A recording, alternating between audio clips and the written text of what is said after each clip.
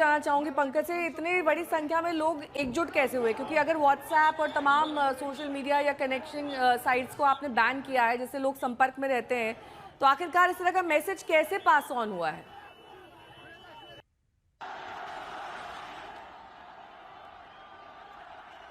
पंकज, मेरा सवाल आपसे है ये। फिर से सवाल दे रहे हैं।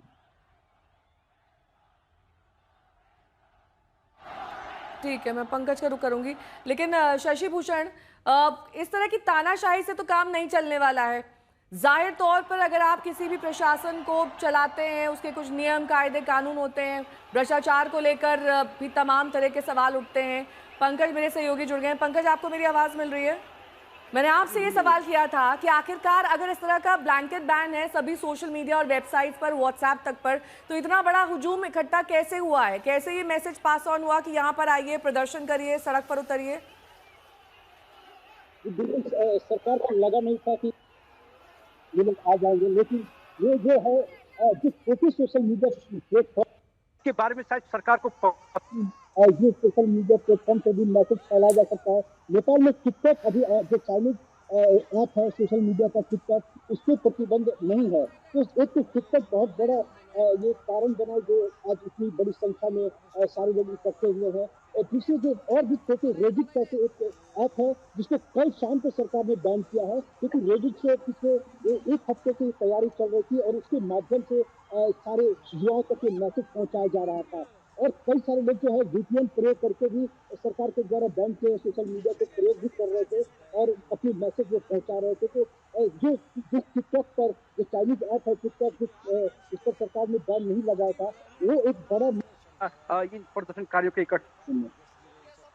ठीक है, मैं लौटूंगी आपके पास। इस बीच ये तस्वीरें अपने आप में विचलित और परेशान करने वाली हैं, क्योंकि काठमांडू में विरोध प्रदर्शन चल रहा है और भी बड़ी संख्या में, जिस पर अभी तक पुलिस काबू नहीं पाई और लग भी नहीं रहा है कि इस तरह का प्रदर्शन काबू में आएगा।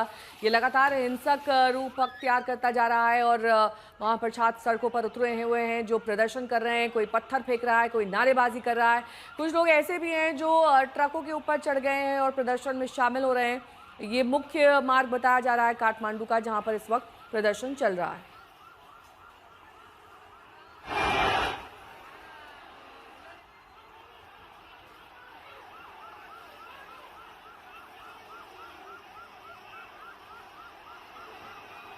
संजीव मेरे सहयोगी इस वक्त काठमांडू से जुड़ गए हैं तमाम जानकारी के साथ। संजीव, क्या आप तस्वीरें दिखा सकते हैं वहां की लाइव? क्योंकि कुछ तस्वीरें तो हमें मिल रही है, लेकिन अगर किसी और एंगल से तस्वीरें मिले तो ये बेहतर हम समझ सकेंगे कि वहां पर स्थिति क्या है। यहाँ पे स्थिति आज सुबह 9 बजे से ही वो प्रोटेस्ट जैन जी वाले प्रोटेस्टर्स स्ट्रीट्स पे आ गए हैं। यहाँ पे हमें अभी अभी हम न्यूज़ में सुन रहे थे कि 2 लोग को गोली भी लगा है। उसमें एक पत्रकार, नेपाल कांतिपुर टीवी का पत्रकार भी है।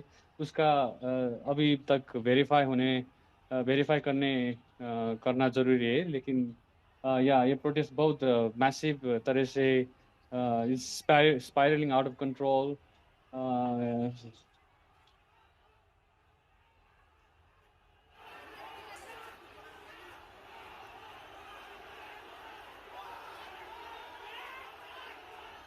संजीव, ये जिस जगह पर आप खड़े हैं वहां से कुछ तस्वीरें दिखा सकते हैं? मुझे लग रहा है आप किसी हाइट पर खड़े हैं, वहां से दिख रहा है प्रदर्शन। तो आप कुछ तस्वीरें दिखाइए, हम तक भेजिए, क्योंकि लगातार हम 2 ही तस्वीरें दिखा रहे हैं। अगर आप उस जगह पर मौजूद हैं तो प्लीज तस्वीरें दिखाइए, वो बहुत महत्वपूर्ण है। अभी अभी अभी तक अभी हम उस जगह से कुछ किलोमीटर्स दूर है। यहाँ की तस्वीर हम दिखा नहीं सकते। यहाँ पे प्रदर्शन कोई नहीं हुआ। हम जिस जगह पे अभी हम खड़े ठीक है, हैं समझ गई मैं। यहाँ पे इस बीच पंकज मेरे सहयोगी जुड़े हुए हैं तमाम जानकारी के साथ। पंकज, ये स्थिति बहुत विकट है और इसकी इमरजेंसी सरकार को समझनी होगी कि कैसे ऐसे में वहां पर अगर विरोध प्रदर्शन और बढ़ते हैं, पूरे काठमांडू तक फैलते हैं, तो लॉ एंड ऑर्डर के लिए आपको एक रेड अलर्ट जारी करना होगा। क्या अभी तक ऐसा कोई रेड अलर्ट दिख रहा है? अभी अभी एक खबर मिली है कि जो पार्लियामेंट का एरिया है चारों तरफ जिन एरिया में कर्फ्यू लगाया गया है वहाँ वो सेना के हवाले कर दिया गया है। वहाँ सड़कों पर सेना को उतार दिया गया है और 2 लोगों को गोली लगने की खबर भी आ रही है। जैसा कि अभी बता भी रहे थे, इनमें एक कानपुर के पत्रकार है, उनको रबर की जो बुलेट है वो उनके सीने में लगी है, उनको हॉस्पिटल ले जाया गया है। पास के जो सिविल हॉस्पिटल है दानेश्वर में, वहाँ उनका इलाज किया जा रहा है। इसी तरह एक और प्रदर्शनकारी है, उनको भी रबर की बुलेट लगी हुई है और सेना के हवाले ये पूरे एरिया को कर दिया गया है ताकि प्रदर्शनकारियों पर नियंत्रण किया जा सके। और अभी अभी ये खबर आई है कि पुलिस और जो सशस्त्र प्रहरी बल थे, ये उनके नियंत्रण से बाहर जाने के बाद सरकार ने जो है वो सेना को उतार दिया है। सेना के हवाले पार्लियामेंट जो बिल्डिंग है उसको कर दिया गया है।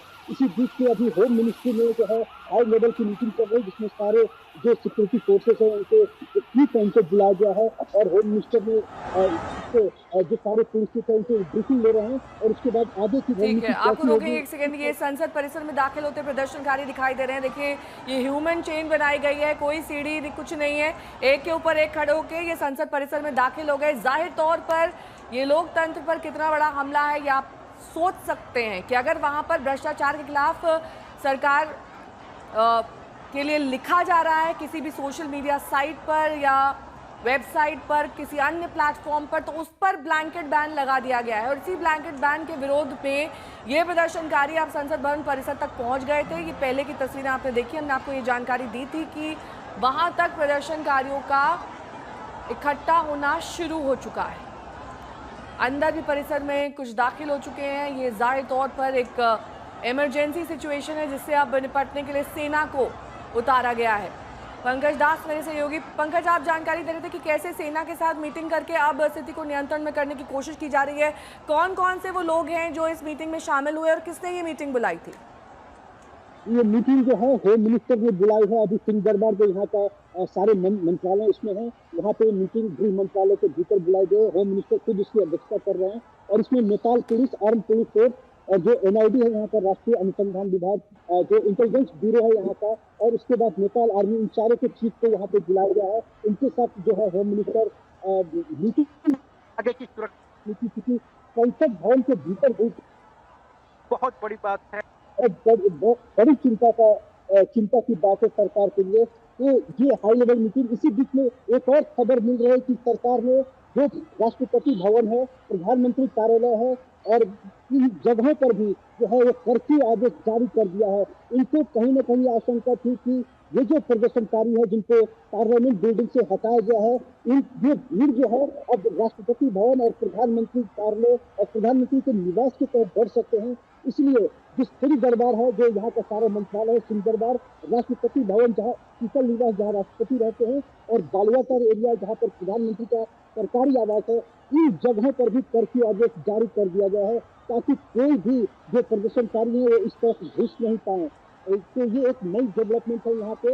उनको डर है, उनको आशंका है सरकार को कि हो सकता है कि ये यहाँ से हटाने के बाद, पार्लियामेंट बिल्डिंग से हटाने के बाद, ये जो भीड़ है वो प्रधानमंत्री या राष्ट्रपति भवन में इनका अगला टारगेट हो सकता है। लेकिन कर्फ्यू काफ़ी नहीं है पंकज यहाँ पर, और जहाँ पर भी आपने कर्फ्यू बताया वहाँ पर तो प्रदर्शनकारी पहले से मौजूद हैं। एक आपातकालीन स्थिति है वहाँ पर, एक इमरजेंसी सिचुएशन है जिसे सेना अब निपटेगी, लेकिन उनके भी मेजर्स काफ़ी ज़्यादा जैसे कहते हैं कि आप बहुत ज़्यादा सिवियर मेजर्स देख सकते हैं, क्योंकि ऐसी कुछ स्थिति हमने श्रीलंका में देखी थी। वहाँ पर किस तरीके से तख्ता पलट हो गया था, वहाँ पर जो हाई कमांड में लोग थे उन्हें वहाँ पर शहर छोड़कर भागना पड़ा था। वैसी स्थिति यहाँ काठमांडू नेपाल में ना हो, उससे निपटने के लिए क्या इंतज़ाम? क्योंकि कई बार आपका कर्फ्यू काम नहीं आता है, आपके बैरिकेड्स, आपका किसी भी तरह का कोई भी मेजर काम नहीं आता है। ऐसे में हाईएस्ट मेजर क्या है अब? क्योंकि 2 लोग घायल भी हुए हैं रबर बुलेट से, लोग घायल ना हो, उन्हें नुकसान ना पहुंचे, उसके बावजूद स्थिति नियंत्रण में आ जाए, इसके लिए क्या इंतजाम, क्या प्लान है? देखिए, सेना ही नेपाल सरकार का अंतिम विकल्प जो है, ये सेना ही और सरकार जो है वो अपने अंतिम विकल्प 1 घंटे के भीतर अगर प्रदर्शनकारियों ने सरकार को घुटने पर ला दिया है और सेना की सड़कों पर उतरना मतलब ये सरकार का अंतिम अस्त्र है। सेना से बड़ा कुछ भी नहीं है। या तो सरकार को झुकना होगा, सोशल मीडिया पर जो बैन लगा उसको हटाना होगा, नहीं तो ये प्रदर्शन और अधिक बढ़ सकता है। और नेपाली सेना के बारे में बता दी, सेना को अगर ये गोली चलाने के लिए कहा जाएगा तो शायद सेना भी उससे निपट जाए, क्योंकि नेपाली सेना को पता है कि ये जो युवा पीढ़ी है, जो जंजी जो प्रदर्शनकारी हैं उनके उनके खिलाफ नहीं करने का मतलब हो सकता है कि ये बगावत जो है सेना के खिलाफ भी हो जाए। इसलिए स्थिति को नियंत्रण में लेने के लिए जरूर सेना को सरकार ने अपना अंतिम विकल्प सेना को उतार दिया है, लेकिन सेना न गोली चलाने वाली है वहाँ पे, बस यहाँ पे सरकार के आदेश का इसका पालन कर रही है कि कुछ भी बहुत ज्यादा नुकसान वहाँ पर जो है जो सरकारी संपत्ति है इसका न हो, इसलिए सेना को उतारा गया है। ठीक है, आप बने रहिए हमारे साथ। वरिष्ठ पत्रकार अनुराग इस वक्त काठमांडू से हमारे साथ जुड़ गए हैं। अनुराग, किस तरीके से आप स्थिति को देख रहे हैं? सेना को उतारना, सेना की तरफ से सारी कार्रवाई करवाना, क्या ये काफी है या फिर स्थिति इस वक्त नियंत्रण से बाहर हो गई है? क्योंकि जो तस्वीरें हम संसद भवन परिसर की देख रहे हैं उससे तो कम से कम ऐसा ही लग रहा है। अभी तो कर्फ्यू लगाने वाले हैं सरकार। By evening it should be okay I think.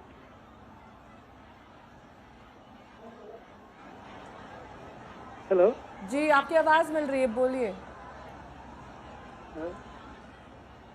हाँ, अभी तो वहाँ प्रोटेस्ट हो रहा है, लेकिन लगता है शाम तक कुछ कूल डाउन हो जाएगा शायद। Maybe there will be an understanding in the government.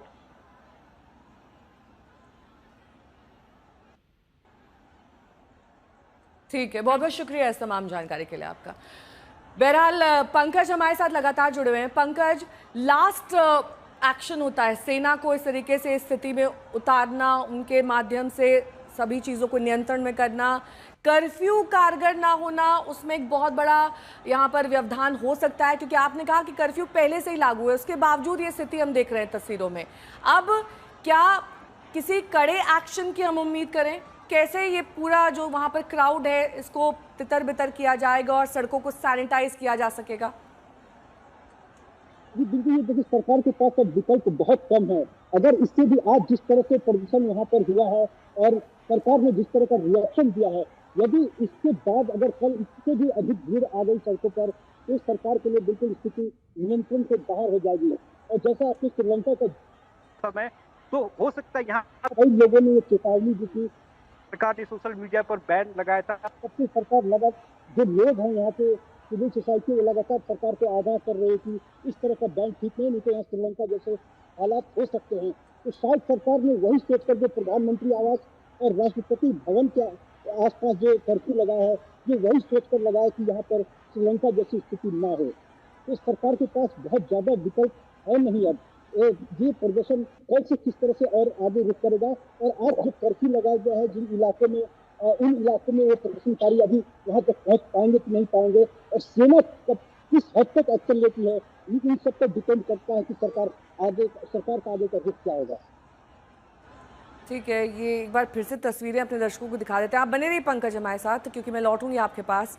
ओली सरकार के खिलाफ ये प्रदर्शन की स्थिति अब काबू से बाहर हो गई है। सेना को अब उतारा जाएगा और ये कहा जा रहा है कि कई जगहों पर कड़ाई से कर्फ्यू को लागू किया जाएगा ताकि सड़कें सैनिटाइज की जा सकें और जो स्थिति हमने श्रीलंका में देखी थी वो एक बार फिर से काठमांडू में ना दिखाई दे। पंकज मेरे सहयोगी जुड़े हुए हैं तमाम जानकारी के साथ। पंकज, आज ही ज्यादा संकट गहराया है या फिर ये कल से ही शुरू हो गया था?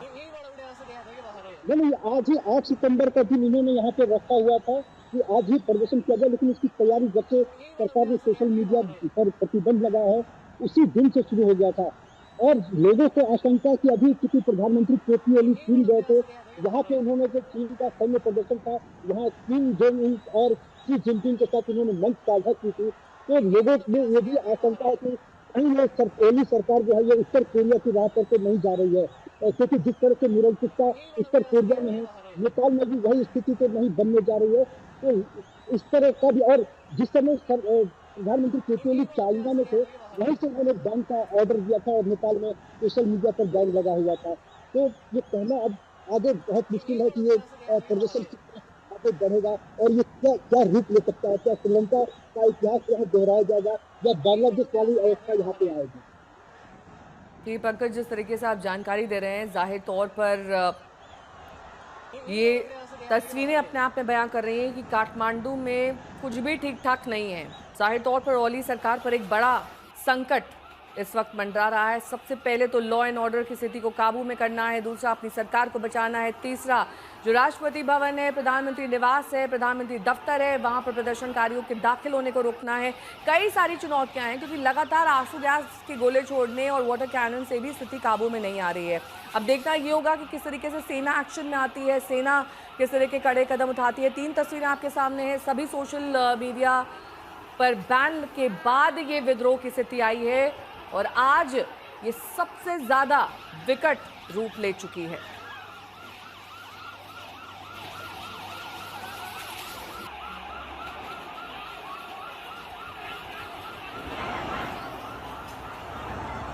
तीन तस्वीरें, तानाशाही के खिलाफ आम जनता का बिगुल किस तरीके से हावी होता है किसी सरकार पर, यह काठमांडू में इस वक्त एक बानगी के तौर पर दिखाई दे रहा है कि अगर भ्रष्टाचार सरकार करेगी तो इसी तरीके से लोग उसका विरोध प्रदर्शन करेंगे, क्योंकि इसके अलावा उनके पास कोई भी विकल्प नहीं है। और उनको सोशल मीडिया साइट्स का इस्तेमाल ना करने देना स्थिति को और ज़्यादा यहाँ पर गहरा देता है।